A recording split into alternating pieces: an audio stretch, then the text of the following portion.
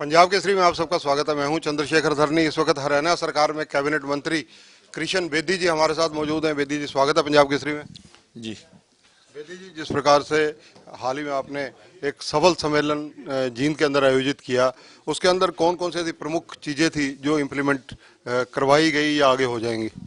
देखिए, भगवान वाल्मीकि जयंती समारोह हम 17 तारीख को हमारी सरकार का शपथ समारोह था।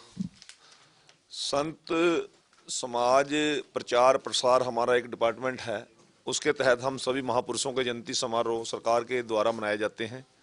तो 17 तारीख को हमारी सरकार का शपथ समारोह था। इस के कारण हम वाल्मीकि जयंती इस बार नहीं मना सके और वो 24 नवंबर को जींद के एकलव्य स्टेडियम में माननीय मुख्यमंत्री जी मुख्य अतिथि के तौर पर उस कार्यक्रम में पहुंचे थे। और उसके साथ साथ दूसरा बड़ा मुद्दा था कि हमारे एक 50-60 साल की एक बहुत लंबी मांग थी और लंबित मांग थी। हमारे 4 पीढ़ियां उस संघर्ष को करते करते इस दुनिया से चली गई। आरक्षण में वर्गीकरण, और 1975 से पंजाब में वो वर्गीकरण मिला हुआ था, हरियाणा में नहीं मिला था, परंतु 94 में मिला तो फिर वो 2005 में समाप्त हो गया। हरियाणा पंजाब उच्च न्यायालय के एक स्टे लग गया, परंतु स्टे तो पंजाब पे भी लगा था। परंतु पंजाब के मुख्यमंत्री अमरिंदर सिंह ने रातों रात विधानसभा का सत्र बुला के उसको एक्ट का रूप दे दिया और हरियाणा के मुख्यमंत्री भूपेंद्र हुड्डा उसमें स्टैंड नहीं ले सके। और वो 18-20 साल से फिर कोर्ट की लड़ाई चलते चलते तो अगस्त में वो डिसीजन आया था और उसमें डायरेक्शन दी थी सुप्रीम कोर्ट के 5 जजेस ने कि जो मुख्यमंत्री भी चाहे अपने अपने प्रदेश में इसको लागू कर सकता है। परंतु हरियाणा प्रदेश के मुख्यमंत्री नायब सिंह सैनी जी ने स्टैंड लिया और स्टैंड लेके उसको इम्प्लीमेंट कर दिया। पिछली कार्यकाल में जब उसको इम्प्लीमेंटेशन करने का टाइम था तो जब ऐसे ही कैबिनेट की मीटिंग बुलाई, उससे पहले ही आचार संहिता लग गई, वो मामला लटक गया। हमारे लोगों के बीच में एक दुविधा का माहौल था, निराशा का माहौल था। परंतु जींद के अंदर नायब सिंह सैनी जी ने एक डीएससी सम्मेलन के अंदर ये वादा किया कि आप मेरी सरकार बनाने का काम करो और मैं आपको पहली कलम से पहली कैबिनेट में ही इसका लाभ देने का काम करूंगा। 18 अक्टूबर को जैसी ही सरकार बनी, पहली कैबिनेट में नायब सिंह सैनी जी ने वो काम कर दिया। तो लाखों लाखों लोगों के दिलों में उत्साह था, जोश था, दीपावली का मौसम था। तो मुख्यमंत्री जी का अभिनंदन भी हमने करना था। वो एक सफल आयोजन जींद की ऐतिहासिक धरा पर आप लोग सभी लोगों ने देखा, वो किया। और बहुत सी चीजें हैं जो मुख्यमंत्री जी ने उस दिन घोषणाएं की। हम आभारी हैं मुख्यमंत्री जी के कि हमारे समाज को और इस प्रकार का सम्मान देने का काम किया, उनकी वर्षों वर्षों की मांग को पूरा करने का काम किया। 9 दिसंबर को देश के प्रधानमंत्री ऐतिहासिक धार्मिक नगरी पानीपत में आ रहे हैं।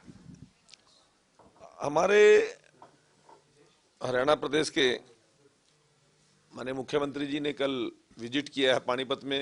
हमारे देश के प्रधानमंत्री 9 तारीख को वहां पर आएंगे और एक महिलाओं के सशक्तिकरण के लिए एक सबसे बड़े आयोजन का हम करने जा रहे हैं। और प्रधानमंत्री जी की इच्छा है कि इस बीमा सखी के नाम से एक पूरे देश के अंदर एक योजना लॉन्च कर रहे हैं, उसका इनॉग्रेशन पानीपत की ऐतिहासिक धरती से करेंगे।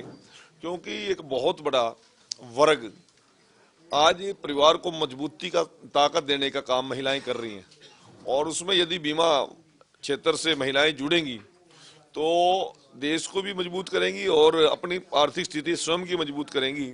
और जब महिला सशक्त होती है, मजबूत होती है, तो परिवार भी मजबूत होता है। एक बहुत ही महत्वाकांक्षी योजना को प्रधानमंत्री जी 9 दिसंबर को पानीपत में उसको स्वरूप देंगे, उसको इनॉग्रेशन करेंगे, उसकी शुरुआत करने का काम करेंगे। हमारे लिए ये बहुत बड़ा खुशी का इवेंट है। एक क्षण को हरियाणा सरकार और हरियाणा की जनता, क्योंकि तीसरी बार लगातार सरकार बनी है और प्रधानमंत्री जब किसी कार्यक्रम को लेके आते हैं वो कार्यक्रम भी यूनिक होता है और लोगों के हित के लिए होता है। तो 9 दिसंबर हरियाणा के लिए ऐतिहासिक दिन होगा। एक मुद्दा है जिस पर कम से कम आपकी प्रतिक्रिया जरूरी है कि नेता प्रतिपक्ष रहे भूपेंद्र सिंह हुड्डा, जो कांग्रेस के दिग्गज नेता हैं, पूर्व मुख्यमंत्री हैं, उन्होंने कहा है कि एक तरफ तो सरकार पर कर्जा बढ़ रहा है, दूसरी तरफ हेलीकॉप्टर खरीदे जा रहे हैं। देखिए, भूपेंद्र सिंह हुड्डा को ज्यादा चिंता करने की जरूरत नहीं है, वो सरकार अपनी चिंता अपने आप कर लेगी। भूपेंद्र हुड्डा तो अपनी कुर्सी बचाने का काम कर ले। मुझे लगता है कि उसको नेता प्रतिपक्ष बना रहे हैं। पार्टी का तो बंटाधार हो ही लिया और कांग्रेस का बंटाधार भी हो लिया, सारे उम्मीदवार पानी फिर गया।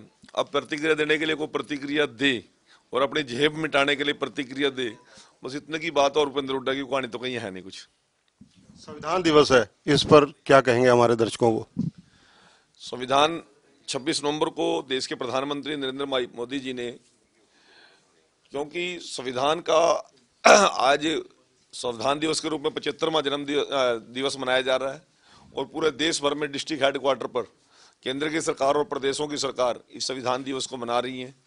तो आज पूरे हरियाणा प्रदेश के 22 के 22 जिलों में हमारे मंत्रिमंडल के साथीगण, हमारे माननीय मुख्यमंत्री जी और सभी प्रमुख लोगों ने संविधान दिवस पे इन कार्यक्रमों को स्वरूप देने का काम किया।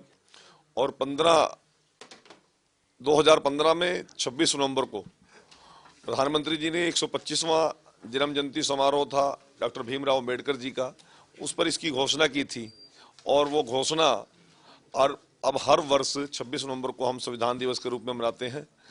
और नई पीढ़ी को इस बात के लिए एक प्रेरणा मिलती है कि संविधान का हमारे जीवन में किस प्रकार का सम्मान होना चाहिए, और संविधान के अंदर जो अधिकार दिए हैं उसकी तो हम प्रत्येक नागरिक बात करता है, परंतु संविधान में जो जिम्मेवारियां दी हैं, जो ड्यूटीज दी हैं, उसकी कोई चिंता नहीं करता।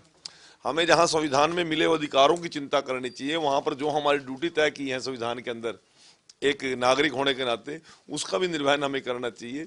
ये मैं संविधान दिवस पर आप सभी को ये संदेश देना चाहता हूँ। राज्यसभा के चुनाव हरियाणा में भी अब जल्दी डिक्लेयर हो चुके हैं, तो जानकारी मिली है कि शायद 20 दिसंबर को राज्यसभा का चुनाव होगा, और अनअपोज्ड हम बनाएंगे। कांग्रेस भी पंजा लड़ाने की कोशिश करेगी। वो तो कांग्रेस से पूछना ना, मैं उनका प्रवक्ता तो हूं नहीं। तो बीजेपी के पास पूर्ण पंजा लड़ाएंगे तो पंजा देखेंगे, पंजा देखते हैं यार उनका। तो ये है कृष्ण बेदी। कई राजनीतिक मुद्दों पर, ज्वलंत मुद्दों के ऊपर उन्होंने पंजाब केसरी से बातचीत की। कैमरामैन संजय सिंह के साथ चंद्रशेखर धरनी, पंजाब केसरी टीवी, चंडीगढ़। हमसे जुड़े रहने के लिए हमारे YouTube चैनल को सब्सक्राइब करें और नई वीडियो की नोटिफिकेशन के लिए बेल आइकॉन को दबाएं। अगर आप ये वीडियो Facebook पर देख रहे हैं तो लाइक जरूर करें और ज्यादा से ज्यादा शेयर करें। धन्यवाद।